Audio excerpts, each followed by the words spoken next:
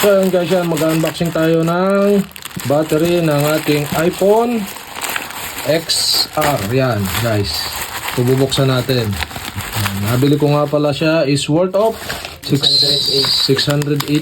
Yan, ang ganda ng bubbles niya. Nakarap bubbles, nakalastiko. Yan, buksan na natin. Yan. Base sa ating order, may kasama siyang mga pangkalas. At ito yan, medium viscosity. Ito yan, kompleto ito, pangkalas. Para itong pang ano ng gitara. Pang gano'n ng gitara. Tapos yan, mga pang screw maliliit, kompleto. Tapos, are yung pang ano ng screen. Buksan natin. Yan. Yan, ito guys, yung laman niya. Tinaktak na natin.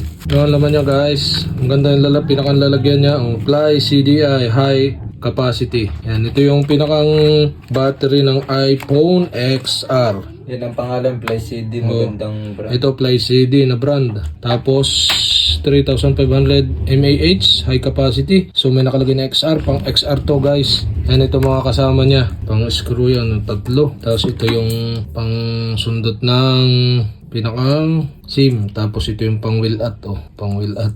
Pang tanggal dun sa pinakang CD natin. Tapos ito, gagamitin siguro ito sa screen. Igaganon. Tapos para hindi natin nahawakan yung pinakang screen niya. Pag ano, yan. So try natin buksan to guys. Bukod dito sa mismong battery, yan, balot na balot tayo. Ang ganda ng pagkakabalot tayo. High capacity Fly XR, 3,500 mAh yan. Fly DDI.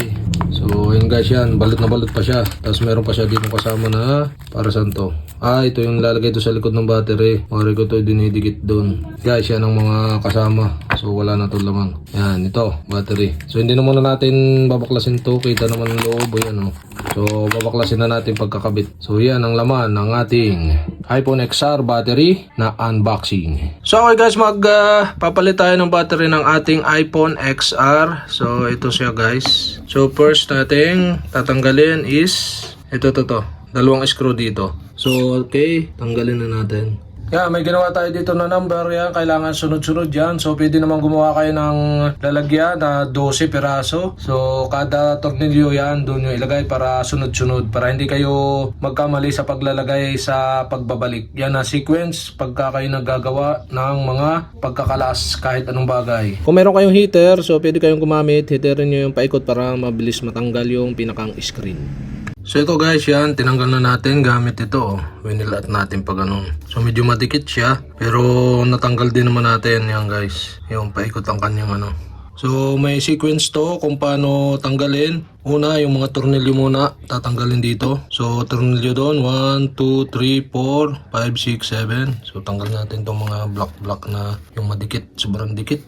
Diyan nahirapan tayo pagtatanggal. So yun guys, yan, may sequence yan, pagtatanggal. So una muna is mga tornilyo tatanggalin dyan.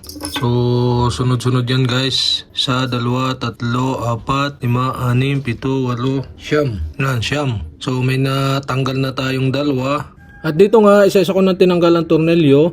Yan guys. At una nyong tatanggalin is yung cover. Pagkatanggal nyo nung tatlong cover, ay isusunod nating tanggalin is yung pinakang battery, yung pinakang nakakabit doon sa battery, at saka natin susunod yung iba. So ganun din pagbabalik naman is yung mga iba munang cord bago yung battery, kahulihan yung battery. So ganun, kung ano yung tinanggal nyo, yun din ang ibabalik nyo. At ito na nga guys, yan, tatanggalin natin yung battery. So okay, make sure lang na natanggal nyo yung pinakang pandikit bago nyo matanggal yung battery. Yan, kakabitan natin ng bago. Yan, yung pinakang pandikit nya guys. So, okay, ganyan lang pagkakabit. At sa paglalagay naman ng battery, so make sure lang na tapat yung pinakang connector ng battery. Yung maliit na naka-uslit dyan sa gilid, yung pinakang connector. So, make sure lang tapat pagkalagay nyo ng battery dahil didikit na yan once na ipinatchin nyo dyan, yan. Gawa nung ating nilagay na pandikit. So, make sure lang na tapat para walang maging problema pag-insert nung pinakang connector. At ayan na nga guys, nabalik na natin yung connector. Make sure lang na una nyo ikabit is yung mga connector ng mga LCD bago yung battery, last yung battery yan. Try na natin i-open muna. Testingan muna natin kung nagana yung battery. Yan guys, so naglabas na yung logo at wait na natin na ma-open yung pinakang cellphone.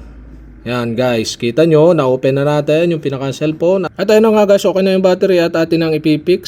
Okay, lalagyan na natin ng cover. So ito yung mga screw, napakahalaga niyang 1 to 12 na number na yan para sa sequence ng ating screw yan. Lagyan na natin yung cover at lalagyan natin ng screw.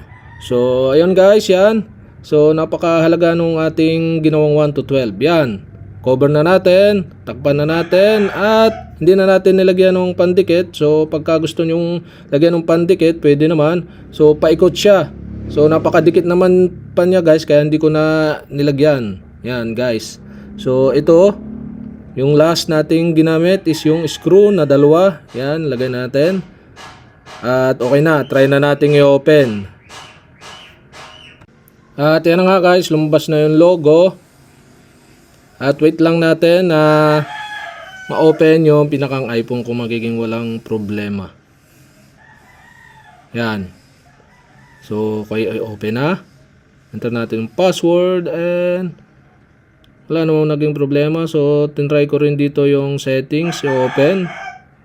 Yan. Tapos, yung mga camera, try natin. So, okay naman. Wala naman naging problema. So, dito magkakaroon ng diferensya o mababago yung sa may battery health. Yan, punta kayo ng settings, punta kayo ng battery. Tapos, yan, makikita nyo dyan yung battery health. Yan, tap nyo yung battery health and charging. Yan, makikita nyo dito. Yan, 100%. So, ganun lang kadali magpalit ng battery ng iPhone. So, gamit ko is iPhone XR. So, sana nakatulong and thank you for watching.